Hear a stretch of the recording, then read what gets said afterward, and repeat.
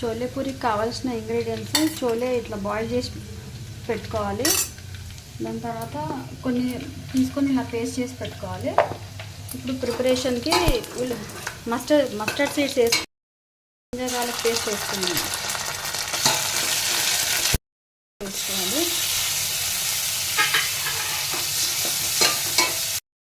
కొద్దిగా పసుపు,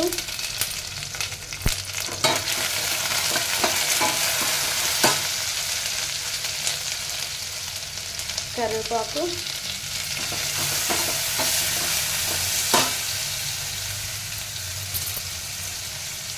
కొత్తిమీర, ఇప్పుడు ఉడకబెట్టిన చోలే అన్నీ వేసేసుకోవాలి. గ్రైండ్ చేసి పెట్టుకున్న చోలే పేస్ట్ మార్కెట్లో